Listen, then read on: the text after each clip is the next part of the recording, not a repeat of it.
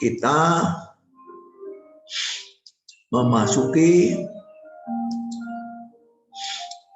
bagian yang pokok dari logika, yaitu soal membuktikan. Nah, ini membuktikan. Membuktikan itu pekerjaan matematika setiap hari, ya. Kamu belajar matematika apapun juga, di sana selalu ada membuktikan, ya. Biasanya membuktikan teorema, ya. Membuktikan teorema berarti apa? Membuktikan bahwa suatu pernyataan matematika adalah benar, ya. Suatu pernyataan matematika adalah benar. Ya, kalau bentuk pernyataan berarti tautologi, selalu benar. Ya. Nah, apa tugas logika matematis yang kita pelajari ini? Tugas logika matematis adalah memastikan bahwa pembuktian yang kita lakukan itu adalah suatu penalaran yang valid, yang sah, ya. Jadi kita logika tugasnya adalah mempelajari apa kaidah-kaidah dalam logika, ya, yang dapat menjamin bahwa langkah-langkah di dalam pembuktian itu selalu valid, ya, tidak ada yang keliru langkah-langkahnya. Nah, itu tugas logika dan itulah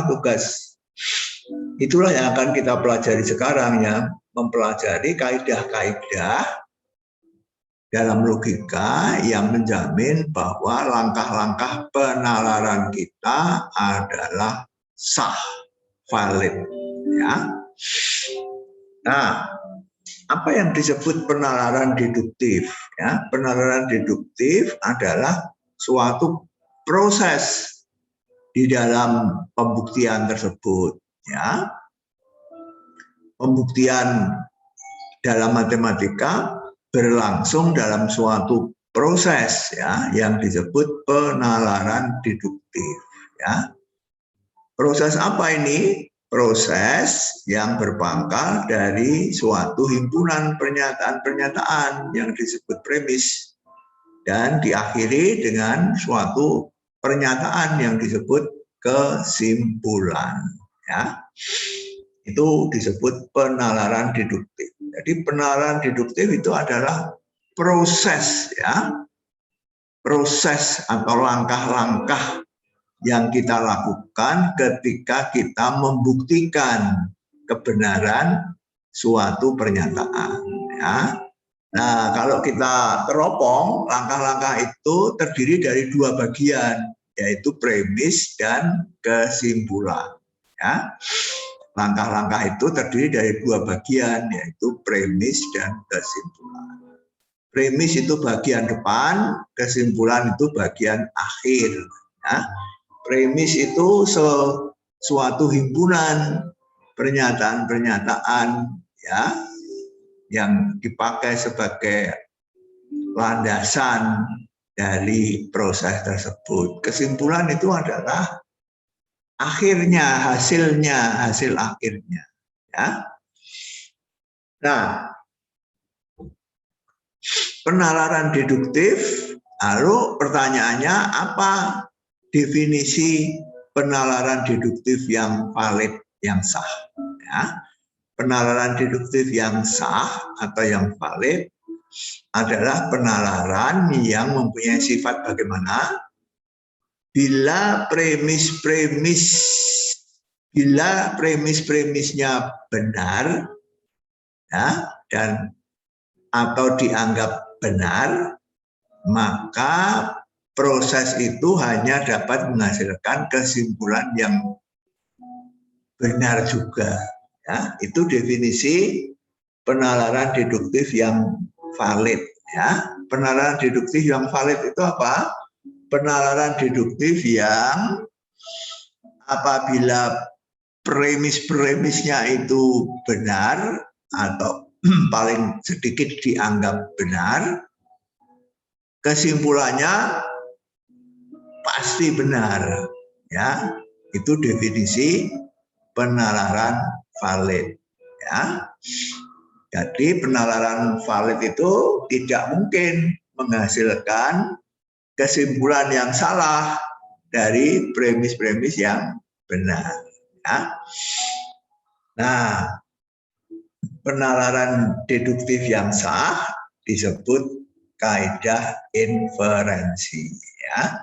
Jadi penalaran deduktif itu adalah prosesnya. Kalau proses itu valid, sah, betul, maka proses itu disebut kaidah, ya, kaidah inferensi. Ya, inferensi itu dari bahasa Inggris inference, ya, artinya menarik kesimpulan, menalar, ya, menarik kesimpulan atau menalar. Ya. Sekarang kita akan melihat, ya, bahwa bagaimana kita bisa menyelidiki bahwa suatu penalaran deduktif itu valid. Ya, bagaimana caranya menyelidiki? Ya, setelah tahu definisinya, sekarang kita mencari cara untuk mengetahui apakah ini valid apa tidak. Ya. Caranya begini, kita menyusun implikasi. Ya. Implikasi itu terdiri dari anteseden dan konsekuen. Ya. Anteseden adalah konjungsi semua premis. Ya, tadi premis kan himpunan pernyataan-pernyataan yang dianggap benar. Nah, kalau pernyataan-pernyataan itu kita susun menjadi pernyataan majemuk dengan operasi konjungsi semua premis. Kemudian konsekuen dari implikasi itu adalah kesimpulan dari penalaran tersebut. Nah, dan penalarannya adalah penalaran deduktif yang sah. Jadi kalau premis benar, kesimpulannya juga benar, berarti implikasi itu benar. Ya, berarti implikasi itu selalu benar. Ya, dengan perkataan lain, implikasi itu tautologi. Ya, karena apa? Karena definisi penalaran deduktif yang sah adalah dari premis yang benar hanya dapat dihasilkan kesimpulan yang benar. Ya, kalau premis dan kesimpulan itu disusun sebagai implikasi, berarti anteseden benar, konsekuen benar. Berarti implikasi itu benar. Berarti implikasi itu adalah suatu tautologi, ya, apabila penalaran deduktifnya sah. Ya, sekarang kita balik. Ya. Sekarang kita balik. Ya. Diketahui implikasi tersebut adalah tautologi. Ya. Nah, kemudian antecedennya adalah premis-premis, ya, yang benar atau dianggap benar. Nah, karena merupakan konjungsi dari premis yang benar, maka antecedennya benar. Ya, tautologi. Implikasi itu tautologi, berarti selalu benar. Antecedennya juga benar, maka menurut baris pertama dari implikasi, konsekuennya juga harus benar. Ya. Yang berarti kesimpulan dari pernyataan deduktif itu bernilai benar. Ya, jadi kalau implikasi itu tautologi, maka penalaran itu penalaran yang sah. Karena dari premis yang benar dihasilkan kesimpulan yang benar juga. Ya. Nah, lalu dua ini kita simpulkan, ya, dengan satu kalimat. Ya. Dapat disimpulkan penalaran deduktif adalah merupakan suatu kaidah inferensi, artinya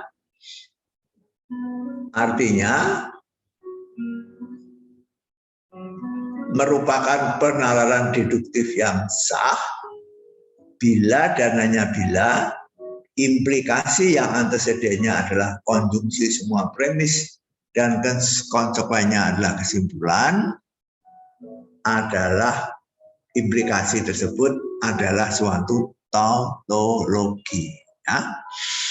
Nah, itulah caranya menyelidiki apakah penalaran itu sah atau tidak. Ya. Kita susun implikasi.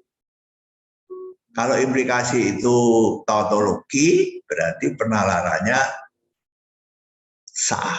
Ya.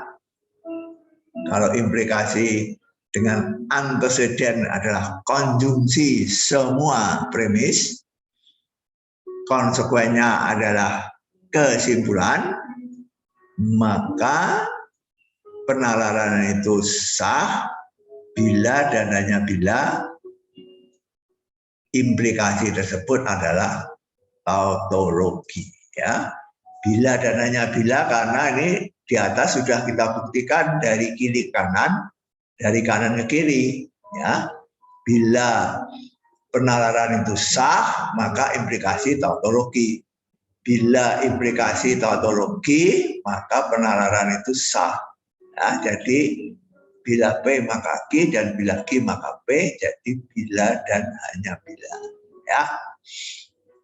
Sekali lagi saya ulangi, bagaimana kita mengetahui bahwa suatu penalaran itu sah? Dengan membentuk implikasi. Antecedennya konjungsi semua premis, konsekuensinya kesimpulan. Ya.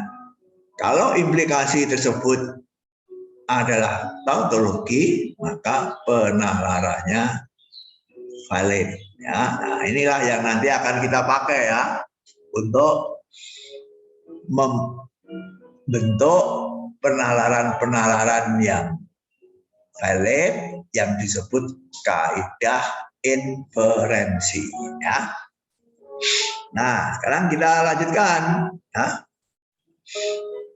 Mengenai kaidah inferensi, sekarang kita fokus pada penalaran yang valid, ya, yang disebut kaidah inferensi. Nah, sekali lagi saya ulang, penalaran deduktif itu proses, ya. Kalau proses itu valid, disebut kaidah inferensi, ya. Nah, sekarang saya ingin menggambarkan penalaran deduktif itu seperti apa, ya. Tadi sudah didefinisikan, penalaran deduktif terdiri dari himpunan premis-premis, kita beri nama P1, P2, P3, Pn, beri nggak banyak ya, dan berakhir dengan kesimpulan, sebut key kesimpulannya. Ya, jadi kalau digambarkan seperti ini ya, ini penalaran deduktif ya. Premis 1 P1, premis 2 P2, premis 3 P3, premis ke N Pn. Ya. Ini kesimpulannya. Ini disebut penalaran deduktif ya. Ini proses ya. Proses. Nah, proses ini seringkali digambarkan demikian ya. Premisnya ditulis di sebelah kiri, kesimpulannya ditulis di sebelah kanan, ya. Di tengah-tengahnya diberi lambang seperti ini ya, T, seperti T tidur ini ya, seperti T tertidur. Ini melambangkan proses penalaran deduktif, ya. Ini P1 sampai Pn itu premisnya, Q ini kesimpulannya. Ya, ini proses ya. Proses. Nah, tadi sudah kita ketahui kalau proses ini sah, yang disebut kaidah inferensi, maka kita sajikan dengan lambang seperti ini.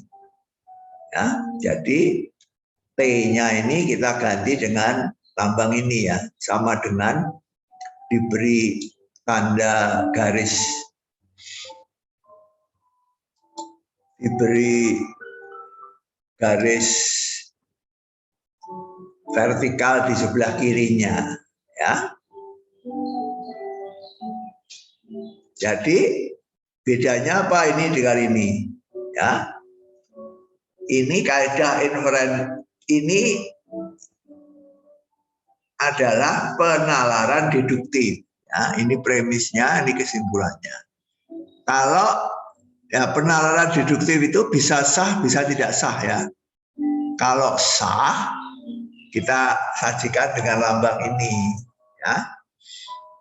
Jadi kalau ini lambangnya seperti sama dengan garis vertikal di sebelah kiri ya, maka ini adalah penalaran deduktif yang sah atau kaidah inferensi ya. Nah, sekarang kita bisa menuliskan ini apa yang tadi sudah kita lihat ini ya. Suatu penalaran deduktif merupakan kaidah inferensi bila dan hanya bila antecedennya yang merupakan konjungsi dari semua premis dan konsekuennya adalah kesimpulan dari penalaran tersebut merupakan tautologi ya. Ini kuncinya ya. Kapan penalaran deduktif itu merupakan kaidah inferensi? Bila dan hanya bila implikasi yang antecedennya konjungsi semua premis dan konsekuensinya adalah kesimpulan merupakan suatu tautologi. Ya, sekarang ini pernyataan ini dapat kita tulis dengan menggunakan lambang ya. Lambangnya bagaimana? Lambangnya demikian ya, yang saya beri kotak hitam ini ya. Ya. Apa yang saya tulis di atas itu sama dengan kotak ini ya. Penalaran deduktif ini adalah valid atau kaidah inferensi ini ya. Jika dan hanya jika implikasi yang antecedennya adalah konjungsi semua premis dan konsekuensinya adalah kesimpulan merupakan tautologi. Ya, masih ingat ya? Ini lambang tautologi yang dulu sudah kita kenal ya. Suatu proposisi itu merupakan tautologi, selalu benar kita beri lambang seperti ini ya. Sudah kita ketahui ini ya di depan ya. Ini lambang apa? Lambang bahwa proposisi ini merupakan tautologi, selalu benar. Ya, jadi apa yang kita tulis di sini ini dengan kalimat-kalimat bisa kita tulis secara ringkas dengan bahasa simbolik logika matematis ya.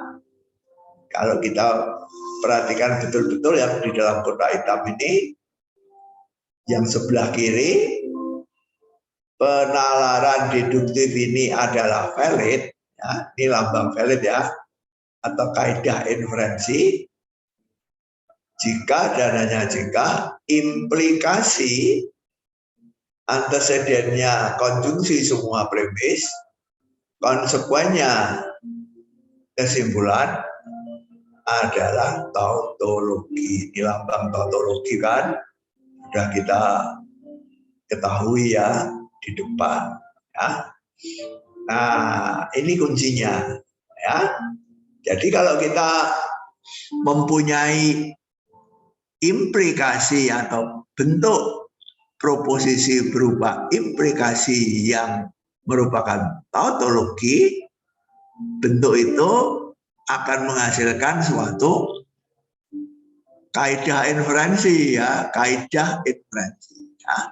Kaidah inferensi itu adalah aturan, patokan, pedoman, pegangan untuk menjamin bahwa penalaran kita sah atau valid ya. Jadi kalau kita kembali ke halaman 28 ya. Halaman 28 di mana kita mempunyai 19 tautologi. Tautologi yang merupakan implikasi seperti ini itu akan menghasilkan kaidah inferensi ya. Contohnya nomor 3, nomor 4, nomor 5, nomor 6, nomor 7 ya. Itu semua bentuknya implikasi ya. Meskipun yang ekivalensi itu juga implikasi tetapi double implikasi ya. Implikasi kiri kanan, implikasi kanan kiri ya. Tapi yang jelas-jelas implikasi adalah nomor 3, nomor 4, nomor 5, nomor 6, nomor 7 ya. Itu jelas-jelas implikasi ya. Itu menurut aturan ini, karena implikasi itu tautologi, akan menghasilkan suatu kaidah inferensi ya.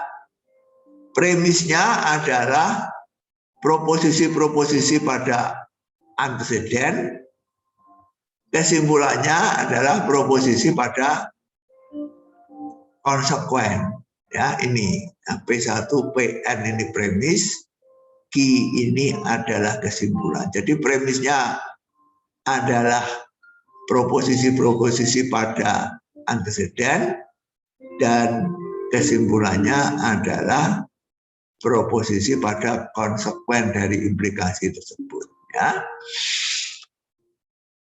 Dari nomor 3 sampai nomor 7 yang paling penting adalah nomor 5 ya. Dari nomor 3 sampai nomor 7 yang paling penting dan paling sering digunakan, praktis hampir selalu digunakan, adalah nomor 5 yang disebut modus ponens ya. Lainnya juga penting, lainnya juga kita pakai ya. Tapi yang selalu dipakai adalah modus ponens ya. Nah, ini yang akan kita bahas di bawah ini ya. Modus ponens ya. Kaidah inferensi ini namanya sama dengan tautologi halaman 28 ya. Tautologi yang berupa implikasi selalu menghasilkan kaidah inferensi dengan nama yang sama ya. Jadi kalau kamu punya tautologi yang berupa implikasi, ini akan menghasilkan kaidah inferensi ya dengan nama yang sama. Kalau ini modus ponens, ini juga disebut modus ponens. Kalau tautologi ini namanya modus ponens, kaidah inferensi ini namanya juga modus ponens ya. Nah, kalau kamu lihat ya, ini adalah nomor 5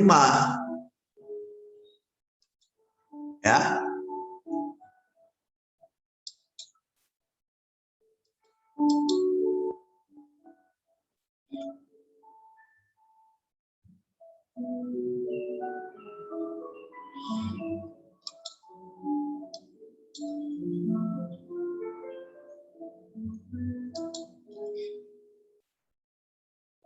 Kalau kamu perhatikan, ini implikasi ini nomor 5 halaman 28 ya, P maka Q dan P maka Q ya. Kalau kamu perhatikan implikasi ini ada di halaman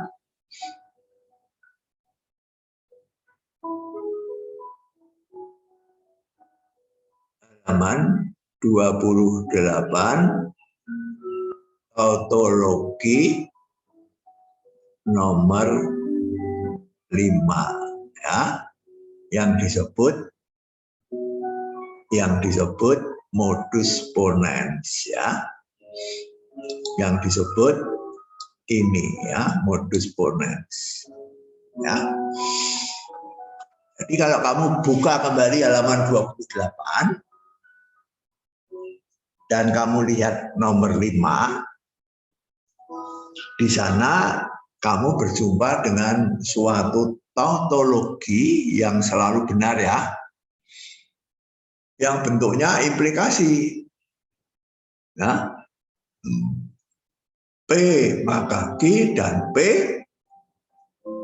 maka Q ya. Nah, ini implikasi ya, ini implikasi. Dan menurut halaman 28 dan juga menurut tabel di bawahnya ini, tabel 12, bentuk ini selalu benar ya. Menurut tabel di bawah ini 2.12, implikasi ini selalu benar ya, merupakan tautologi ya. Jadi menurut yang sudah kita buktikan di atas tadi, karena ini merupakan tautologi, maka menghasilkan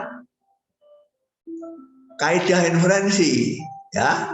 Kaidahnya seperti apa? Kaidahnya seperti ini ya.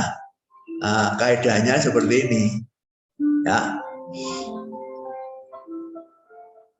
Premis satunya adalah P satunya adalah ini, P2-nya adalah ini ya. Ingat konjungsi ya, konjungsi dari premis ya. Jadi ini P1 P maka Q, P2 P, kesimpulannya Q ya. Nah, ini tautologi ini menjamin bahwa penalaran deduktif ini adalah kaidah inferensi, artinya sah atau valid ya. Nah, karena ini tautologi, ini valid ya. Mengerti?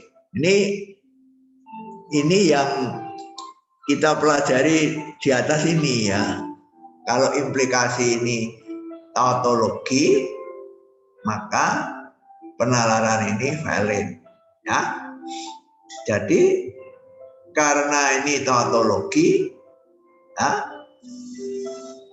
maka penalaran ini valid ya. Karena ini tautologi, maka penalaran ini valid ya. Nah, ini dijamin oleh ini ya, yang sudah kita buktikan tadi di halaman 40 di atas tadi ya.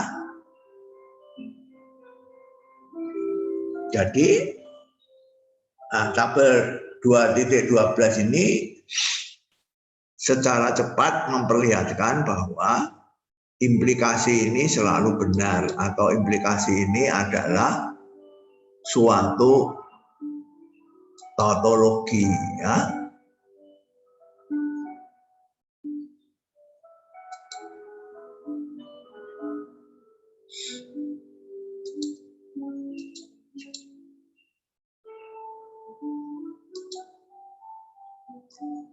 Tabel 2.12 ini memperlihatkan bahwa implikasi ini selalu benar, jadi tautologi ya. Kaidah ini disebut modus ponens ya, seperti nama tautologinya. Nah, setiap kaidah akan kita beri singkatan 2 huruf ya. Kaidah modus ponens kita beri singkatan MP, modus ponens ya. Nah, sebelum saya lanjut, saya ingin kamu bertanya terlebih dahulu supaya saya tahu apakah kamu memahami apa tidak.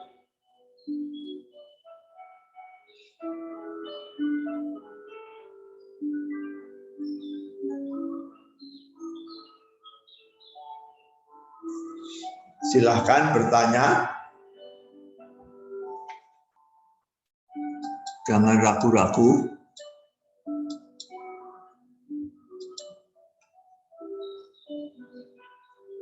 Siapa mau bertanya? Silahkan.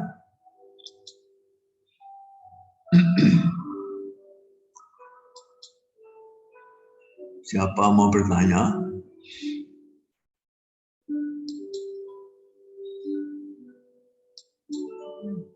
Kok diam semua ya?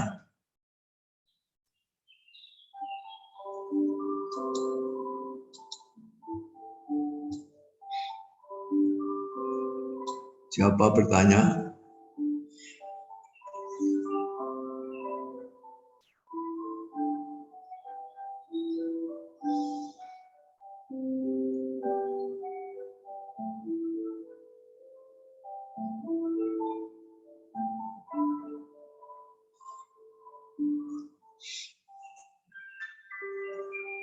Kalau tidak ada, saya yang bertanya. Kalau tidak ada yang bertanya, saya yang akan bertanya.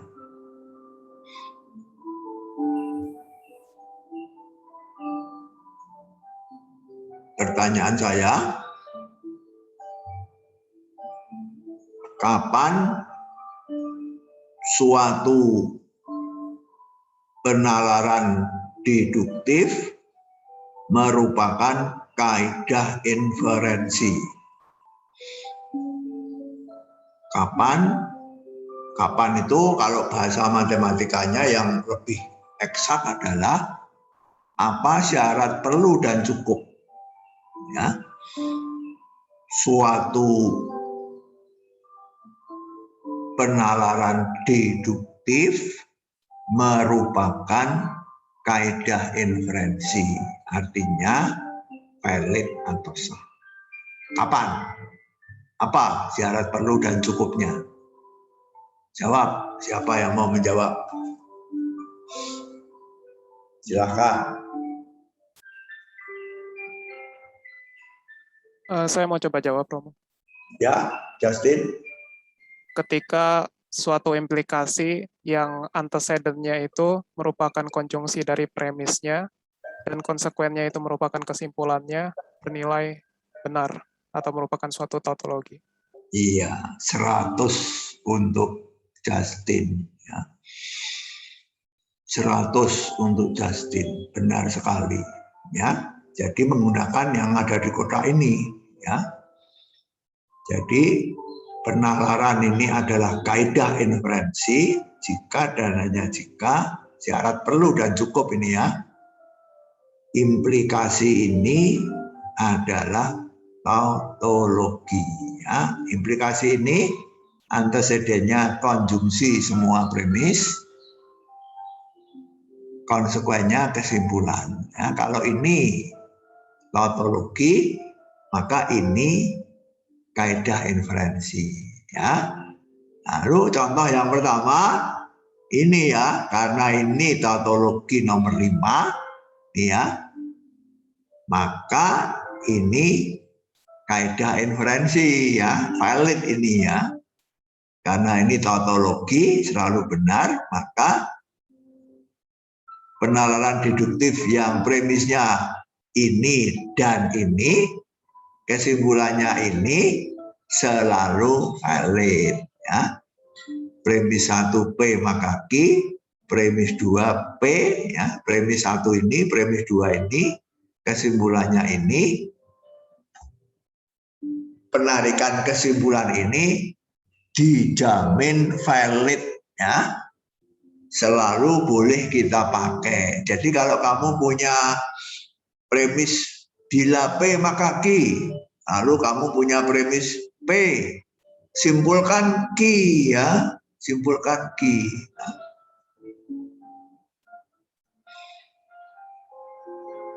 Simpulkan Q, ya. Nah, misalkan bila X adalah bilangan negatif, maka X kuadrat adalah bilangan positif, ya. Diketahui min 1 adalah bilangan negatif, ya. Disimpulkan min 1 kuadrat adalah bilangan positif, ya. Itu adalah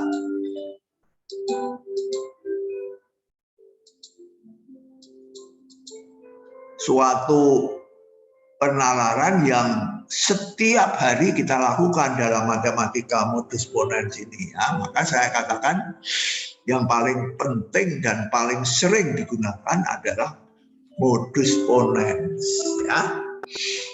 Ini nanti setiap hari kamu pakai penalaran ini, ya. Diketahui A maka B, diketahui lagi A, ya. Kesimpulannya apa? B, ya. Begitu selalu kita, ya, setiap hari kita itu menarik kesimpulan seperti itu, dan itu valid kalau kita menarik begitu, ya. Kalau diketahui bila A maka B, ya. Coba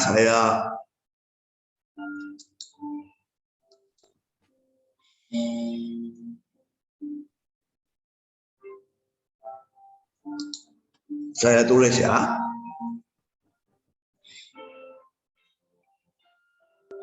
Diketahui A maka B, premis 1, premis 2 diketahui A.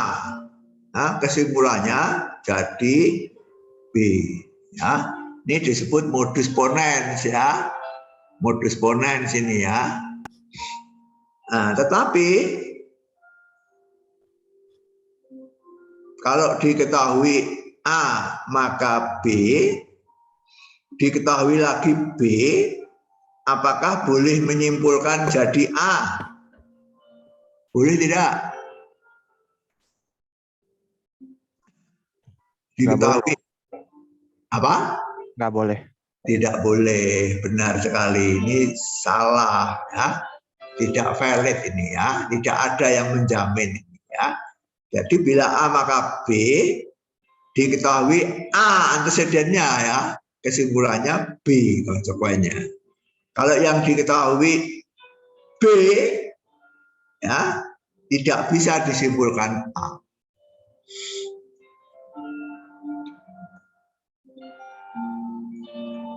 Ya, contoh.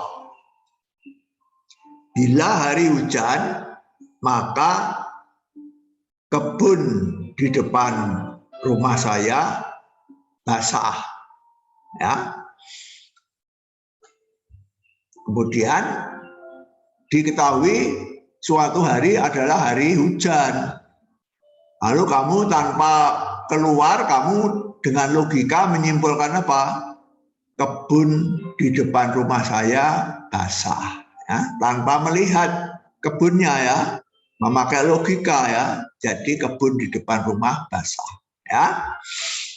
Diketahui bila hari hujan maka kebun saya basah. Kemudian diketahui lagi, kamu ketika keluar rumah, kamu melihat kebunmu basah, ya. Lalu kamu menyimpulkan, oh, jadi hari hujan tadi. Valid apa tidak?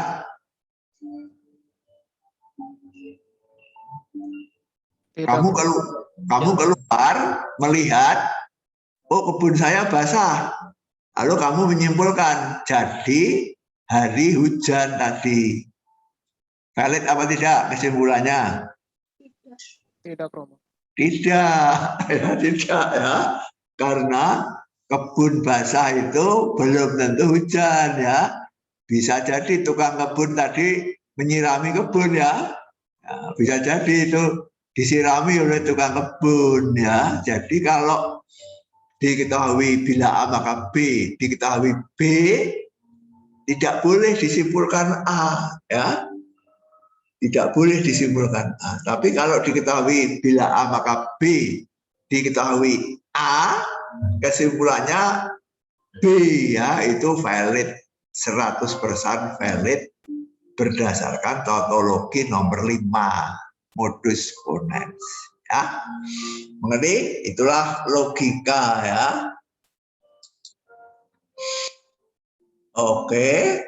Nah, sekarang kita lanjut ya. Jadi kaidah inferensi ini disebut modus ponens seperti nama tautologinya dan diberi singkatan ya. Nanti akan kita pakai singkatan ini ya. Ada maksudnya ini singkatan ini ya. MP modus ponens ya. Kedua, ini adalah tautologi nomor 6 ya. Tautologi nomor 6 ya. Kalau kamu membuka halaman 28, ini ada kurang ya, kurang tanda panah di sini ya, kurang tanda panah. Kalau kamu membuka halaman 28 nomor 6 ya, ini adalah dari mana ini? Halaman 28 tautologi nomor 6 ya, yang disebut modus tollens ya. Yang disebut tautologi ini disebut apa? Disebut ini ya, modus tollens ya. Ini pada halaman 28 merupakan sudah dinyatakan sebagai tautologi ya. Buktinya secara mudah tabel 2.13 ya. Buktinya secara mudah pakai tabel kebenaran. Tabelnya selalu menghasilkan nilai benar ya. Jadi merupakan tautologi ya. Tautologinya seperti ini ya. Bila P maka Q, maka tidak bila P maka Q dan tidak Q, maka tidak P ya, maka tidak P ya. Bila P maka Q dan tidak Q ya, tidak negasi dari kesimpulan, maka negasi P, negasi dari anteseden ya. Nah, ini tautologi selalu benar. Nah, jadi ini menghasilkan kaidah inferensi ya. Kaidah inferensinya seperti apa? Kaidah inferensinya seperti ini ya.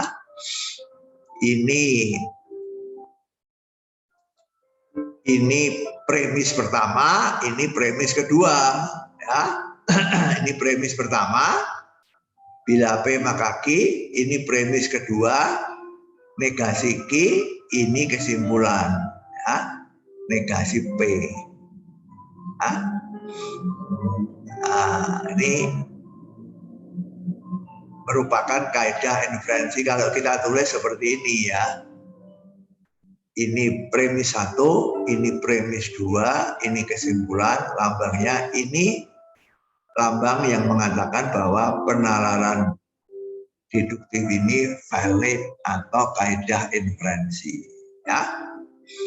Nah, kalau seperti tadi itu ya, bila hari hujan maka kebun saya basah. Diketahui kebun saya tidak basah. Saya keluar rumah, saya melihat kebun saya tidak basah. Lalu saya menyimpulkan, oh jadi pasti tadi tidak hujan ya. Itu valid kalau itu ya. Kebun saya tidak basah. Kesimpulannya, jadi pastilah bahwa tadi tidak turun hujan ya. Nah, itu disebut modus tollens. Jadi kalau kita punya premis 1 bila P maka Q, kita punya premis 2 negasi Q, kesimpulan kita negasi P ya. Premis 1, premis 2, kesimpulan. Ini adalah penalaran deduktif yang valid, sah ya. Berdasar apa? Berdasar tautologi nomor 6 ya.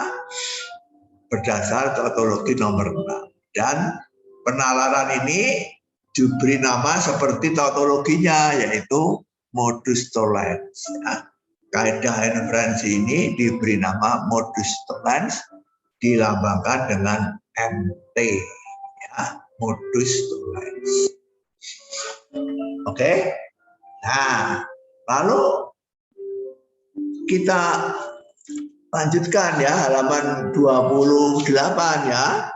Mulai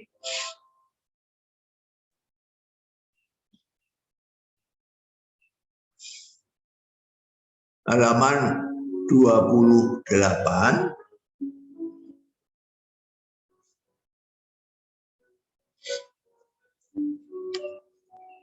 Nomor 3 ya, nomor 3 simplifikasi ya. Ini dulu nomor 4 ini ya. Di sini nomor 4 ya, simplifikasi. Kaidah simplifikasi itu mengikuti tautologi simplifikasi ya. Mengikuti tautologi simplifikasi. Kalau kamu buka halaman 28 nomor 3, kamu mempunyai 2 implikasi, yaitu implikasi pertama bila P dan Q maka P ya, bila P dan Q maka Q ya. Nah, ini pada halaman 28 tautologi nomor 3 ya, disebut tautologi simplifikasi ya, selalu benar ya. Jadi ini menghasilkan kaidah inferensi ya, kaidah inferensi. Kaidahnya adalah ini premis, ini kesimpulan ya. Premisnya P dan Q, kesimpulannya P. Premisnya P dan Q, kesimpulannya Q selalu valid ya. Kalau kamu punya konjungsi P dan Q, kamu simpulkan P selalu valid. Karena apa? Karena P dan Q itu benar bila dan hanya bila kedua proposisi atomiknya benar. Jadi P benar, Q juga benar ya. Nah, ini disebut kaidah simplifikasi, kita singkat KS ya. Jadi ini dari nomor 3 ya. Nomor 3.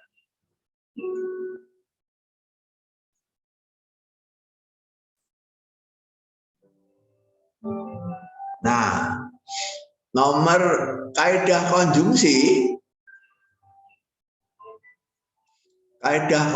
yang nomor 3 di sini itu di halaman 28 tidak ada, tapi ini mudah sekali dibuktikan kebenarannya ya. Sudah kita buktikan kemarin ya.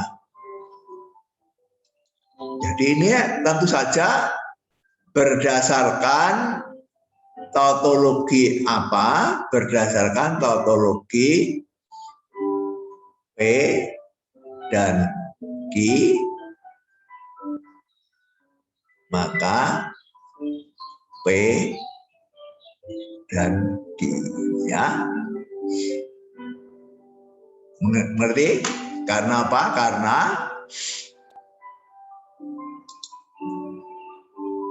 premisnya P dan Q. Ya, kesimpulannya konjungsi P dan Q. Ya. Jadi ini adalah kaidah inferensi kalau implikasi dengan konjungsi premis P dan Q dan konsekuennya adalah kesimpulan P dan Q, ya, merupakan tautologi ya. Ini jelas tautologi ya, karena ini jelas tautologi karena kalau kamu mempunyai proposisi P maka P ya dengan implikasi nomor 1 negasi P atau P ya selalu benar, ketiadaan jalan tengah ya. Jadi kalau anteseden dan konsekuennya itu sama, itu pasti merupakan tautologi. Ini antecedennya P dan Q, konsekuennya P dan Q, ini tautologi ya. Ini adalah tautologi ya. Ini adalah tautologi ya.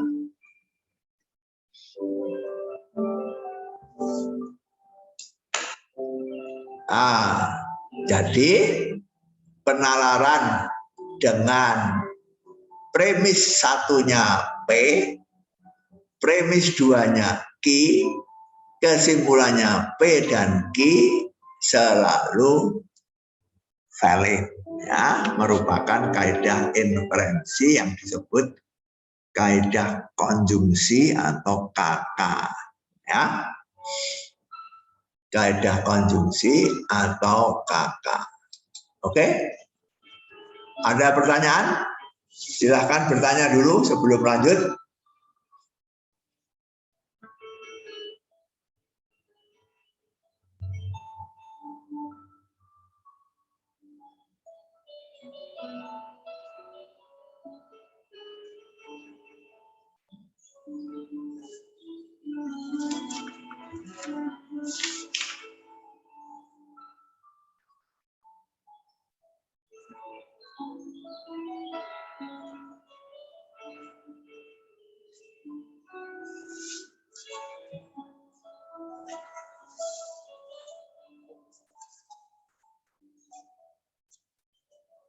Siapa bertanya?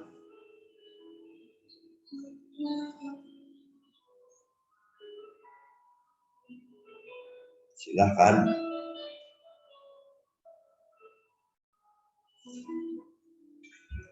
Brigita Audina bertanya.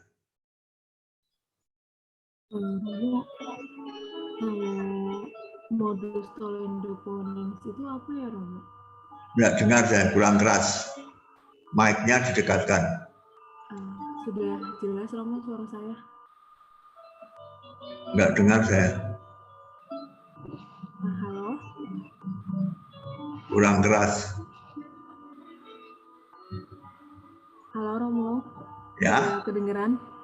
Ya. Iya, saya mau nanya, kalau modus tollendo ponens itu apa ya, Romo? Apa? Tollendo ponens. Apa? Modus tollendo ponens. Modus tollendo ponens itu sama dengan modus tollens, sama. Ya. Kamu baca di mana itu? Saya nyoba nyari soal materi keduanya, terus tiba-tiba Itu sama dengan ini. Sama dengan modus tollens. Dikatakan sama tuh kenapa ya, Romo? Ya hanya namanya saja. Namanya saja berbeda. Modus ponendo tollens kan pakai tollens apa pakai ponens? Tollendo ponens. Oh, ponens. Kalau ponens itu ini ya. Ponendo itu hanya tambahan saja ya. Meletakkan itu bisa dihilangkan kata ponendonya ya. Jadi modus ponens ya, modus ponendo ponens dan modus ponendo tollens ya. Ponendonya bisa dihilangkan ya. Sama dengan ini ya. Hanya kata pon di sini kata ponendonya tidak diucapkan ya. Oke, ada lagi yang mau bertanya? Baik, terima kasih Romo. Oke. Saya mau nanya, Justin, kalau misalnya ada 3 premis, itu masih bisa pakai modus ponens? misalnya bagaimana? Tergantung premisnya apa. Premisnya apa? Saya hanya berpikir secara ini aja, Romo, general. Soalnya kalau modus ponens itu kan dia konjungsinya cuma 1. Ya, Berarti kalau kita susun secara umum itu cuma 2 premis. Kalau ya, misalnya ya. lebih itu juga masih bisa ya. Apa? Kalau premisnya lebih dari 2 itu masih bisa menggunakan modus ponens juga. Ya, tergantung premisnya. Karena inti dari modus ponens adalah diketahui implikasi, diketahui anteseden dari implikasi. Ya. Nah, kalau 3 itu ya misalkan implikasi itu antecedennya konjungsi misalkan ya. P dan Q maka R ya. Lalu diketahui lagi P, diketahui lagi Q, kesimpulannya R. Ya, begitu. Jadi tergantung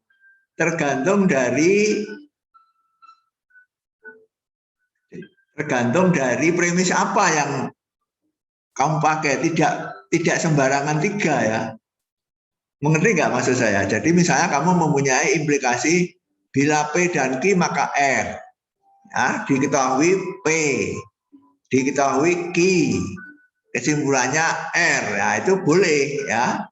Itu juga termasuk modus ponens ya. Begitu Justin.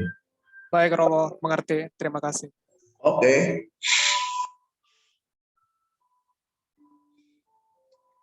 Sekarang kita lanjutkan.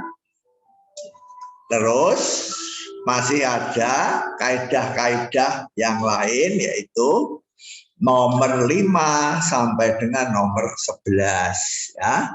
5 adisi, 6 ekivalensi, 7 eliminasi, 8 hipotetis, silogisme hipotetis, 9 silogisme disjungtif, 10 dilema konstruktif, dan 11 dilema destruktif ya. Itu adalah semua kaidah inferensi yang berdasarkan tautologi yang ada ya. Jadi misalkan kaidah adisi itu nomor 4 ya, kalau buka halaman 28 nomor 4 ya. Di sana tautologinya namanya juga adisi, sama kan? Adisi ya. Di sana tautologinya berbunyi bila P maka P atau Q. Tautologi ya. Jadi kalau premisnya P, kesimpulannya P atau Q selalu benar. Kalau premisnya Q, kesimpulannya P atau Q selalu benar. Berdasar tautologi adisi ya. Halaman 28 nomor 4 ya. Jadi kaidah ini kita beri nama kaidah adisi atau singkatannya KA ya. Kemudian kaidah ekivalensi ya. Kaidah ekivalensi ini berdasarkan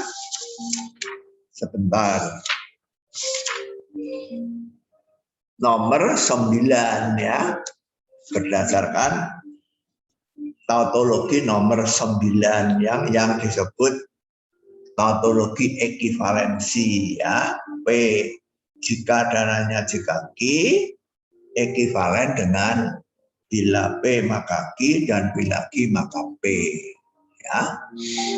Nah, kaidah ekivalensi ini anteseden,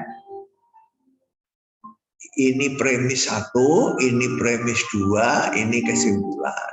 Ya. Bila P maka Q, dan bila Q maka P ekivalen, maka ini ya, perhatikan bahwa ini itu ekivalen dengan bila P maka Q dan bila Q maka P. Ya. Jadi menurut nomor 9, bila ini dan ini, maka ini adalah tautologi. Ya. Sehingga kalau ini kita ambil sebagai premis 1, ini sebagai premis 2, dan ini sebagai kesimpulan, adalah kaidah inferensi yang sah, yaitu diberi nama kaidah ekivalensi atau KE. Ya. Demikian juga kaidah nomor 7. Ya. Ini adalah nomor 9 dan nomor 3 ya. Nomor 9 itu ekivalensi, nomor 3 itu konjungsi ya, karena ekivalensi itu adalah konjungsi dua implikasi, maka menurut nomor 3 kalau kita punya konjungsi P dan Q kita simpulkan P, P dan Q kita simpulkan Q ya. Jadi kaidah eliminasi itu premis satunya P bila dan hanya bila Q, kesimpulannya P maka Q. Ya. Ini persis seperti nomor 3 ya. Nomor 3 itu P dan Q kita simpulkan P. Di sini P maka Q dan Q maka P kita simpulkan P maka Q. P maka Q dan Q maka P kita simpulkan Q maka P. Ya, ini disebut kaidah eliminasi atau KL. Ya, tidak KE karena KE sudah dipakai di sini, ini disebut KL singkatannya. Ya.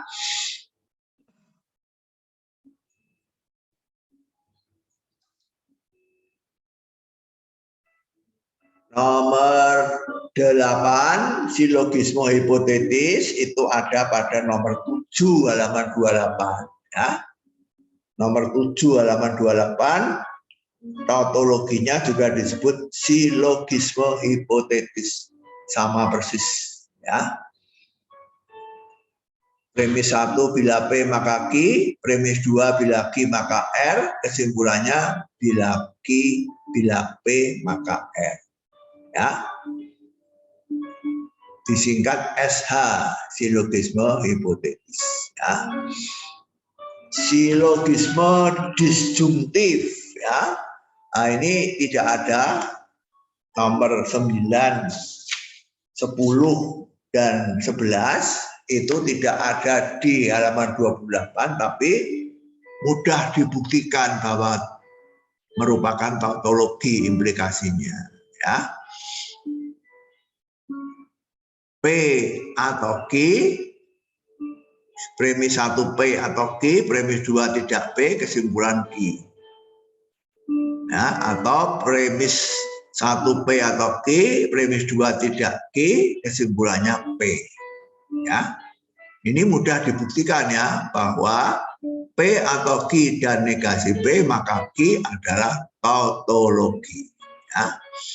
Demikian juga dilema konstruktif, premis 1 P maka Q, premis 2 R maka S, premis 3 P atau R, kesimpulannya Q atau S. Ya. Ini disebut dilema konstruktif atau DK. Ya.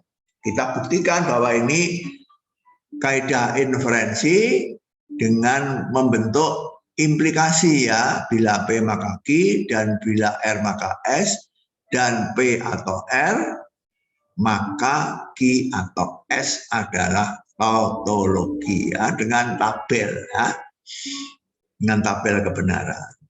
Yang terakhir, dilema destruktif atau DD,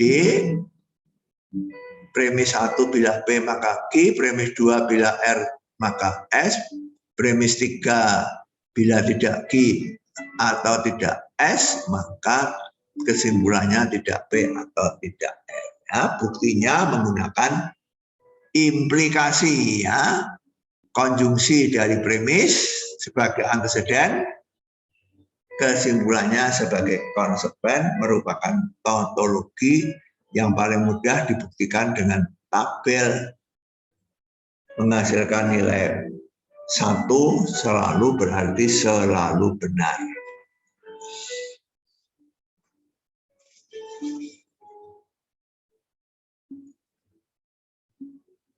Ada pertanyaan?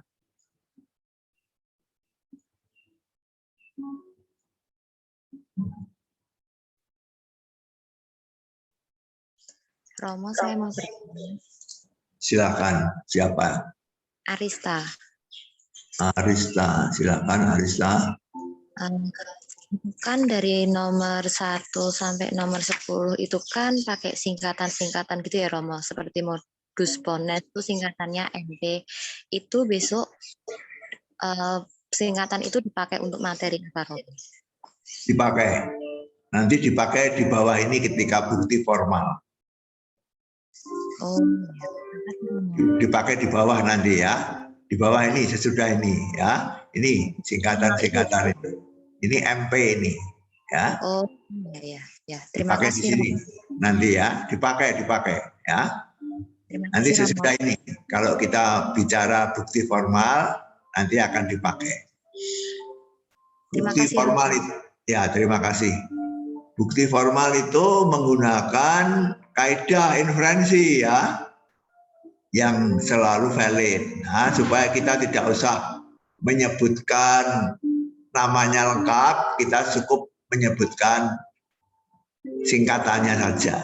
Ya, itu nanti akan dipakai sesudah ini.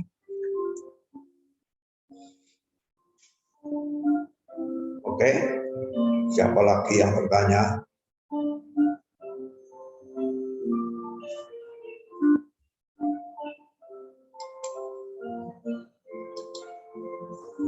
Siapa yang bertanya? Romo, saya mau bertanya. Marceliana. Marceliana, silahkan Marceliana. Berarti untuk membuktikan kebenarannya tautologi ini lebih disarankan menggunakan tabel kebenaran ya Romo? Ya kalau di sini ya, kalau di sini karena fokus kita bukan membuktikan tautologi, tetapi fokus kita adalah memperlihatkan bahwa penalaran deduktif itu valid atau kaidah inferensi. Jadi fokusnya di sini dalam pembicaraan ini fokusnya bukan membuktikan tautologi ya, tetapi memperlihatkan bahwa penalaran deduktif itu adalah sah. Itu fokusnya ya. Jadi membuktikan tautologi itu ya kita kerjakan secara cepat saja menggunakan tabel ya. Tapi kalau fokus kita adalah membuktikan tautologi, ya tergantung nanti perintahnya apa, begitu ya.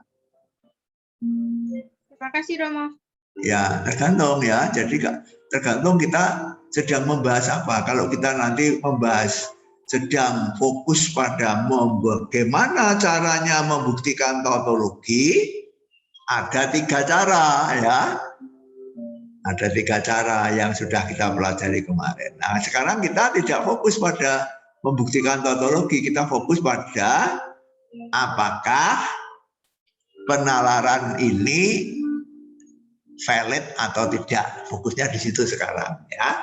Jadi membuktikan tautologi itu kita kerjakan secara cepat saja menggunakan cara pertama ya, yaitu tabel kebenaran.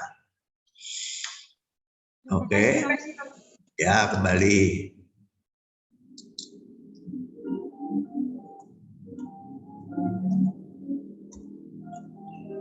Siapa lagi yang mau bertanya?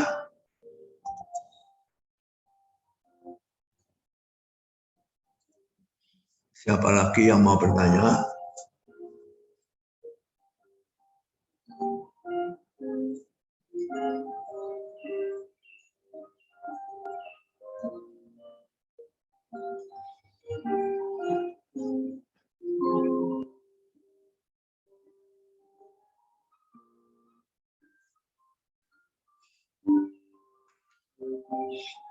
Nah, sekarang kita lanjutkan.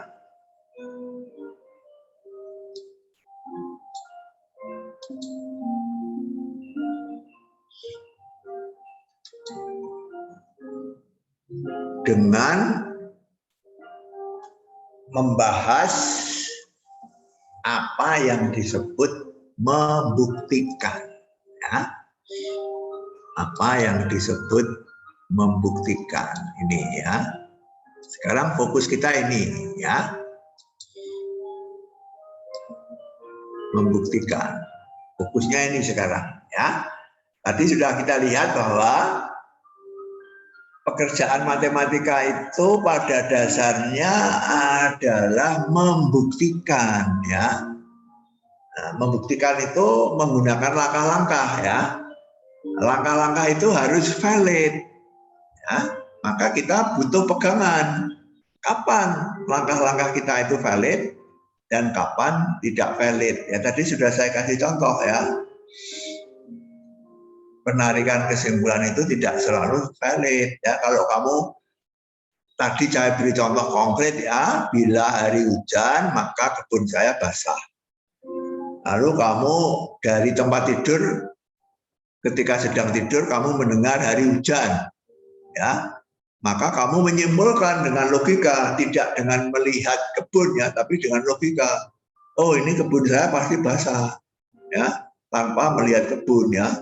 Nah, itu penarikan kesimpulan itu valid ya. Tapi kalau kamu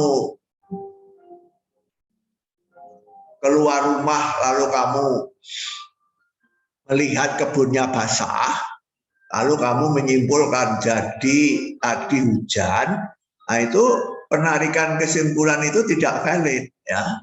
Tidak valid penarikan kesimpulan itu ya. Kalau kamu melihat oh kebun saya basah, lalu kamu menyimpulkan oh jadi hujan tadi, nah itu kesimpulan yang tidak valid ya. Nah, tapi kalau kamu keluar kamu melihat oh kebun saya hari ini tidak basah, lalu kamu menyimpulkan jadi tadi tidak hujan. Wah, itu valid ya. Itu disebut modus tollens ya. Valid itu.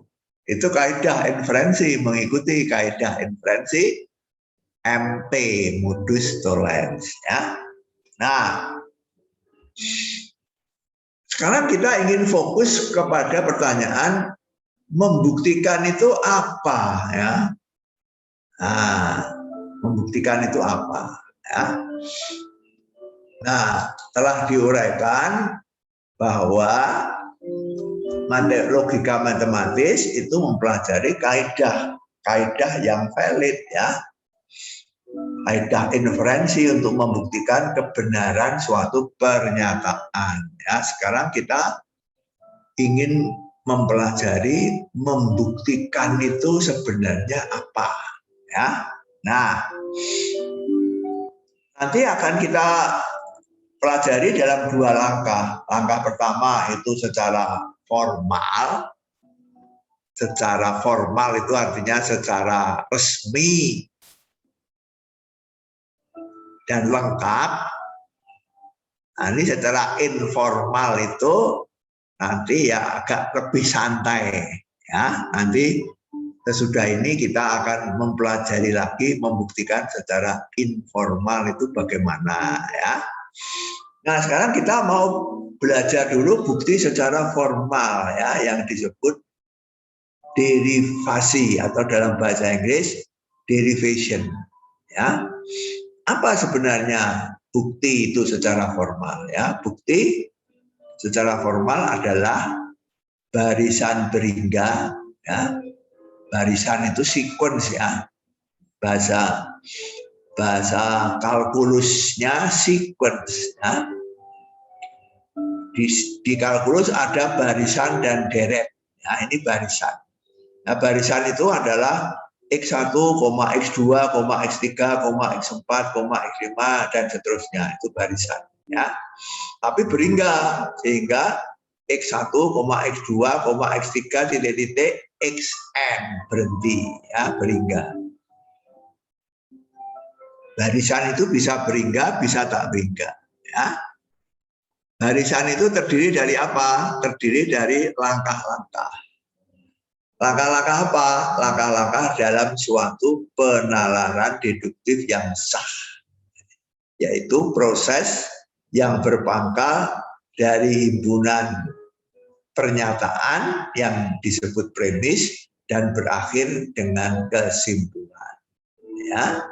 Setiap langkah dalam barisan tersebut didasarkan pada kaidah inferensi. Ya, jadi kalau kamu melangkah dari langkah 1 ke langkah 2, dasarnya harus memakai kaidah inferensi. Ya, yang terjamin valid. Ya, jadi langkahnya, setiap langkah harus valid. Ya, untuk menjamin bahwa setiap langkah itu valid, kita harus menggunakan kaidah inferensi. Ya. Karena kaidah inferensi adalah penalaran deduktif yang valid. Ya. Nah, setiap langkah didasarkan pada kaidah inferensi tertentu. Misalkan MP, modus ponens. Ya. Sehingga dari premis-premis yang benar hanya dapat dihasilkan kesimpulan yang benar. Ya. Ini definisi penalaran deduktif yang valid ya, dari premis yang benar. Premis itu benar atau dianggap benar ya. Nah, kalau langkahnya itu valid, kesimpulannya pasti benar. Ya. Jadi akan menghasilkan kesimpulan yang benar. Bukti dalam matematika digunakan untuk memperlihatkan bahwa suatu pernyataan adalah benar, ya, suatu pernyataan adalah benar, ya, berdasarkan pernyataan lainnya yang benar atau diandaikan benar, ya, benar, diandaikan benar atau sudah dibuktikan benar, ya. Pernyataan itu disebut teorema, ya. Teorema adalah pernyataan dalam matematika yang sudah dibuktikan sebagai pernyataan yang benar, ya. Nah, tadi kita sudah punya 11 ya, kaidah inferensi, ya. Kaidah inferensi yang paling sering dipakai nanti adalah MP, ya, modus ponens. Ya, nanti akan kita lihat ya, kita akan sering menggunakan MP. Ya. Jadi kita sudah punya 11 kaidah yang menjamin bahwa kesimpulan kita benar kalau kita memakai kaidah itu. Ya. Nah, sekarang ditambahkan 3 kaidah lagi. Ya. Nah, di samping kaidah-kaidah 11 tadi, masih ada 3 kaidah lagi yang akan dipakai di dalam proses pembuktian kita, ya, itu KP, KT, dan KU. Ya, KP itu adalah kaidah premis. Kaidah ini mengatakan bahwa setiap premis dapat masuk dalam langkah bukti formal. Ya, jadi kalau P adalah premis, P1 adalah premis, P1 itu boleh dimasukkan ke dalam langkah dari bukti formal. Ya. 2, kaidah tautologi KT. Setiap tautologi yang selalu benar, ya, selalu benar tautologi itu ya, dapat masuk dalam langkah karena selalu benar, ya, dari bukti formal. Jadi kalau bukti tadi adalah barisan langkah-langkah, Ya, kalau ada tautologi dia boleh masuk dalam barisan itu. Ya, kalau P adalah premis, P boleh masuk dalam barisan tersebut. Ya. Kemudian yang ketiga, kaidah substitusi atau KU. Ya, boleh mensubstitusi dengan yang ekivalen. Ya, kalau P dengan Q itu ekivalen, maka P boleh diganti Q, Q boleh diganti P. Ya, dalam langkah itu, kalau ada P boleh diganti Q, asal P dan Q ekivalen. Ya, itu disebut kaidah substitusi. Ya. Sekarang contoh ya, bukti formal ya. Diberikan 5 premis. Ya, premis itu apa? Premis adalah himpunan proposisi-proposisi atau bentuk proposisi yang benar dianggap benar atau dianggap benar. Ya. Proposisi pertama, R jika dan hanya jika T. Proposisi kedua, T maka Q. Proposisi ketiga, P dan Q maka S. Proposisi keempat, R. Proposisi kelima, P. Kesimpulannya S. Ya, buktikan bahwa kesimpulan ini benar. Ya. Dan ini kalau bahasa SMA diketahui P1, P2, P3, P4, P5 dibuktikan S. Ya, itu bahasa SMA seringkali begitu ya. Tapi ini buktinya formal. Ya, formal itu artinya resmi, agak setengah kaku ya, agak setengah kaku. Ya, bukti formal hanya dipakai untuk mempelajari dan menganalisis langkah-langkahnya itu secara lebih mudah. Ya, kalau ditulis secara formal. Ya. Nah, jadi diberikan 5 premis, diberikan kesimpulan S, buktikan bahwa kesimpulan ini benar. Ya. Nah, buktinya adalah langkah-langkah sedemikian rupa sehingga dari premis yang kita anggap benar ini hanya dapat dihasilkan S yang juga benar. Jaminannya apa? Jaminannya langkah-langkah itu harus valid ya. Itu definisi valid ya. Definisi valid adalah dari premis yang benar hanya dapat dihasilkan kesimpulan yang benar ya. Jadi sejauh langkahmu selalu valid, setiap langkah adalah valid, ya nanti kesimpulan S itu pasti benar ya. Nah, apa yang menjamin bahwa langkahmu itu valid? Ya, yang menjamin adalah kaidah inferensi ya, 11 kaidah inferensi tadi dan 3 kaidah yang diberikan terakhir ini ya. Oke. Nah, sekarang kita buktikan ya bahwa S itu benar dengan bukti formal ya. Bukti formal itu ciri-cirinya apa?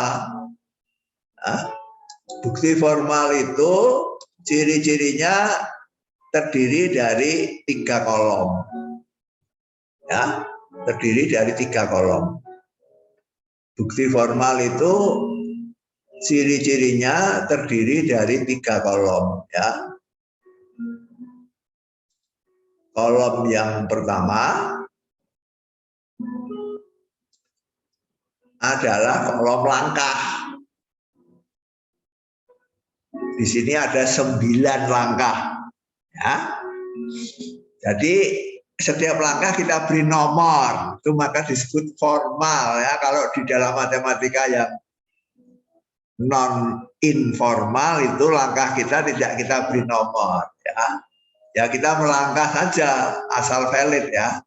Hari ini formal kita beri nomor ya setiap langkah ya untuk mempelajari dan memahami langkah demi langkahnya. Maka kita kasih nomor ya. Lalu setiap langkah itu isinya adalah suatu proposisi ya. Dan kolom yang ketiga ini adalah keterangannya yang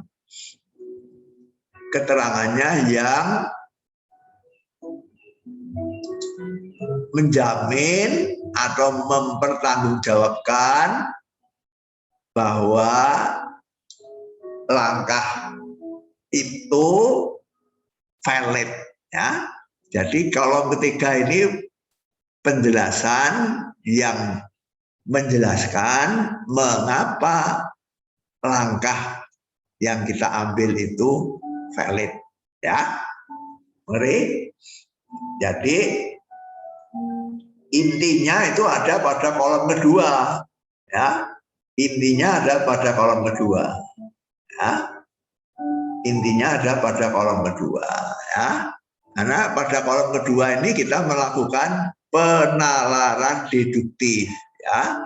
Penalaran deduktif langkah demi langkah sampai berakhir dengan S yang harus dibuktikan ini ya. Langkah demi langkah sampai S yang harus dibuktikan. Jadi kalau harus dibuktikan S, nanti S ini harus yang langkah terakhir ya. Hasilnya terakhir itu S ya. Oke. Sekarang kita pelajari langkah demi langkahnya seperti apa ya.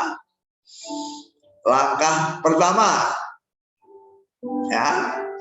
Langkah pertama, apa yang kita lakukan di langkah pertama?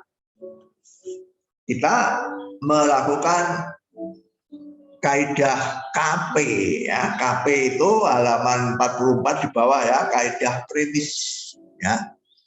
Kaidah premis mengatakan premis selalu boleh masuk ke dalam langkah ya. Premis 1 KP.2P1 artinya dengan kaidah premis kita memasukkan premis pertama P1 ke dalam langkah pertama ya. Ini lihat P1 R jika dan hanya jika T ya. Mengerti? Lalu langkah kedua. Langkah kedua masih KP lagi. Kaidah premis ya. Premis nomor 4 yaitu R kita masukkan ke dalam langkah ya. Ini P1, ini P4 ya. Ini P1, ini P4 ya. Kemudian kita menggunakan KU ya, halaman 45 di atas sendiri, kaidah substitusi. Ya, kaidah substitusi mengatakan proposisi yang ekuivalen boleh saling mengganti ya. Karena ini benar atau dianggap benar, maka R dan T ekuivalen. Jadi R dan T boleh saling mengganti. Kalau ada R ini boleh diganti T ya. Ini namanya kaidah substitusi 1,2 ini artinya langkah 1 langkah 2 ini ya. Kaidah substitusi proposisi di langkah 1 menggunakan langkah 1 ini bahwa R itu ekuivalen dengan T ini ya. 1, 2 R-nya kita ganti dengan T ya. Mengerti? Kemudian KP lagi ya. KP premis, kaidah premis P2 masuk ke dalam langkah ya. P2 bila T maka Q ya. Premis yang kedua bila T maka Q masuk ke dalam langkah yang keempat ya. Nah, langkah kelima modus ponens, ya. Modus ponens dengan premisnya adalah 4, ini T maka Q, dan 3, ya. Premis pertama 4, T maka Q, premis kedua 3, yaitu T, ya. Jadi T maka Q diketahui T, kesimpulannya Q, ya. Ini namanya modus ponens, ya. Ngerti? Ini modus ponens, premis 1 ini, premis 2 ini, ya. Kesimpulannya Q, ya. Langkah ke-6, premis yang P5 masuk, ya. P5 itu P, ya. P5 itu P masuk ke dalam langkah ke-6. Langkah ke-7, kaidah konjungsi, ya. Kaidah konjungsi ada di halaman 42 nomor 3, ya. Kalau kamu punya premis P, punya premis Q, simpulkan P dan Q, ya. Punya nomor 6 P, punya nomor 5 Q, simpulkan P dan Q, ya. Ini namanya kaidah konjungsi, ya. P dan Q. Kemudian premis nomor 3 masuk sekarang, ya. Premis nomor 3, P dan Q maka S masuk dalam langkah ke-8, ya. Langkah terakhir modus ponens, ya. Modus ponens lagi, ya. Modus ponens premis 1-nya 8, nih premis 2-nya 7 ini, ya. Kesimpulannya S, ya. P dan Q maka S, diketahui P dan Q maka S. Ini modus ponens, premis 1-nya 8, premis 2-nya 7, kesimpulannya S, ya. Karena semua langkah ini menggunakan kaidah inferensi, jadi setiap langkah menghasilkan kesimpulan yang benar, ya. Sehingga akhirnya ini menghasilkan kesimpulan yang benar.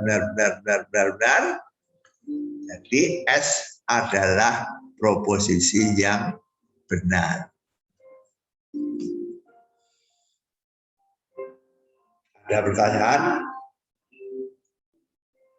Itu bukti formal, ya. Bukti formal itu gunanya apa? Gunanya hanya untuk melihat dan memahami langkah-langkah dari proses pembuktian, ya. Kita buat secara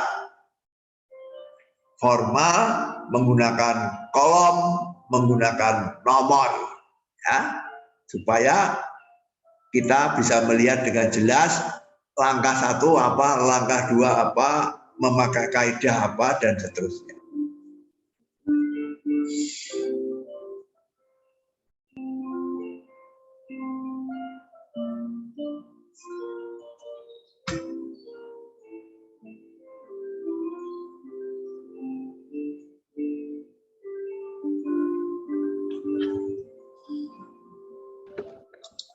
Ada pertanyaan?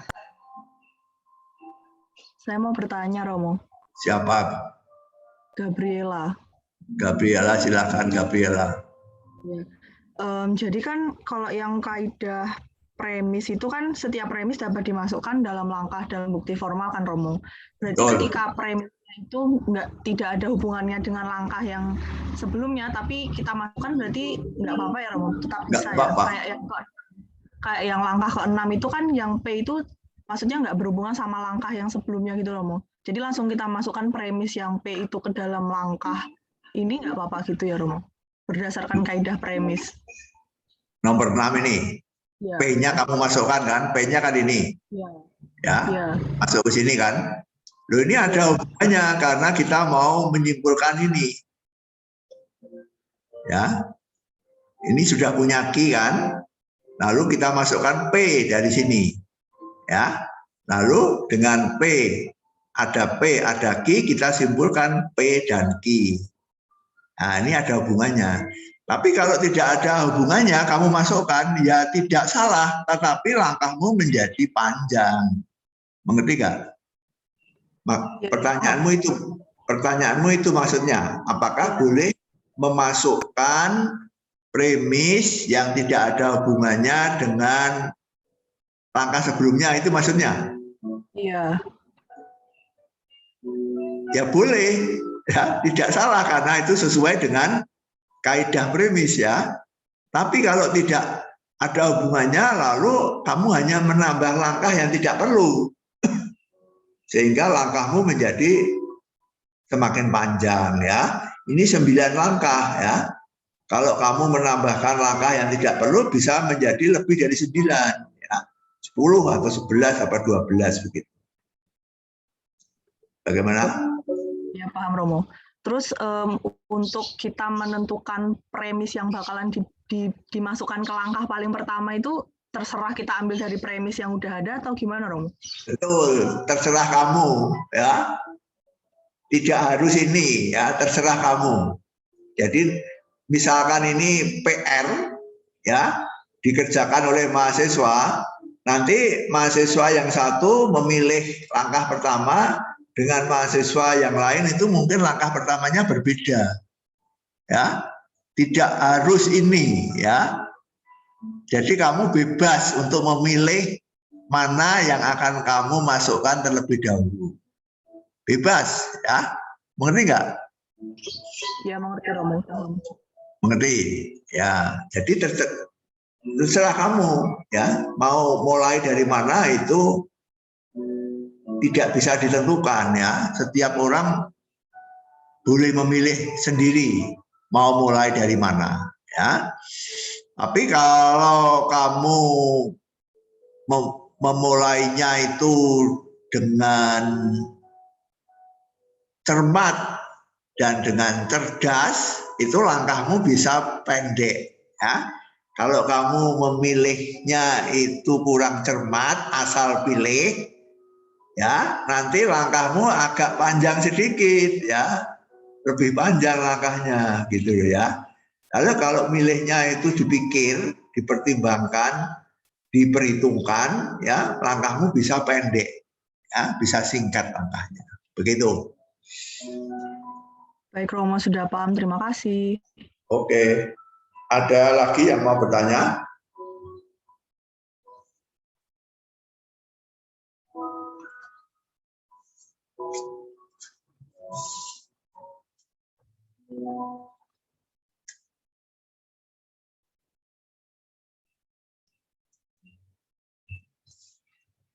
Oke.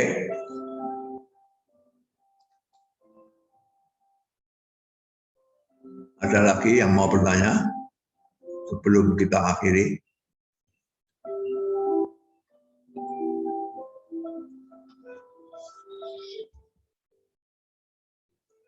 Minggu depan UTS ya. Minggu depan landasan UTS-nya tanggal 13 yang hari Rabu saja ya. Landasan UTS-nya hari Rabu tanggal 13 Oktober ya, jam 9. Oke, ada pertanyaan?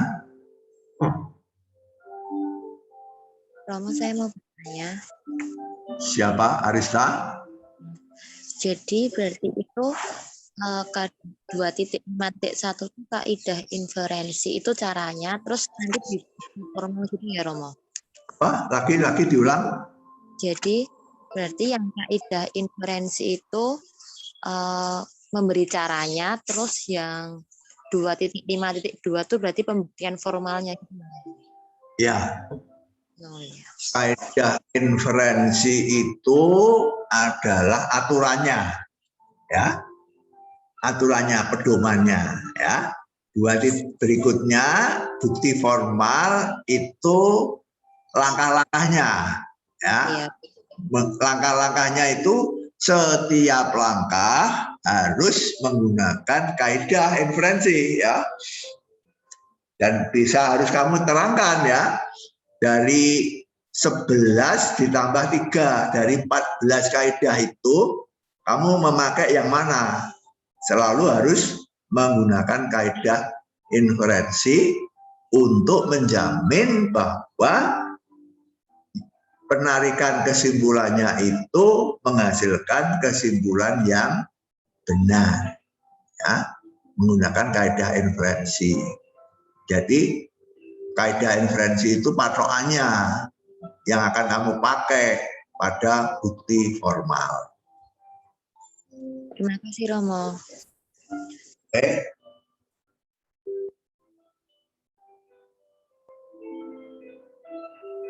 Ada lagi yang mau bertanya? Romo, untuk materi UTS itu sampai mana ya? Sampai kuliah tanggal 11. Berarti kemungkinan besar penalaran deduktif ya, Romo? Oh ya, pasti. Ya, kemungkinan sampai metode pembuktian juga sudah, ya.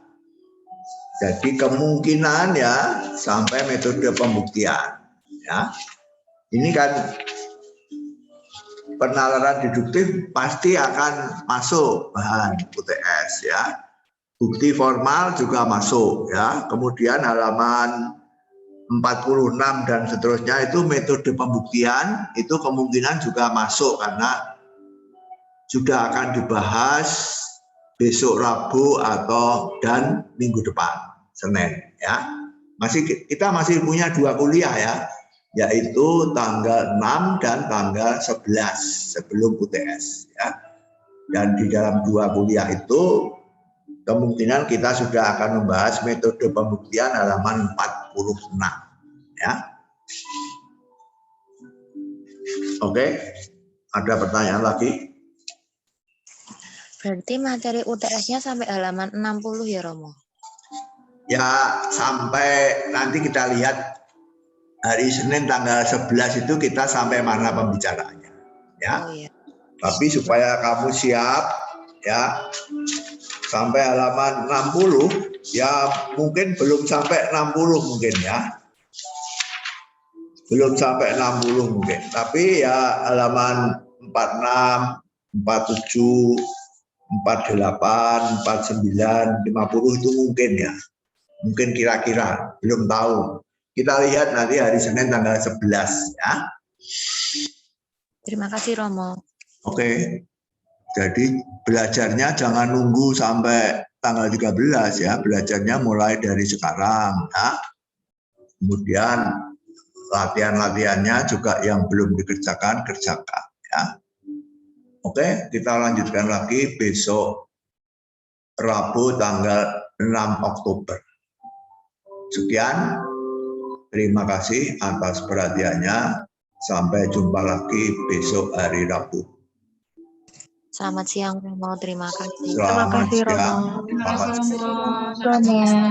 kasih semuanya. Romo.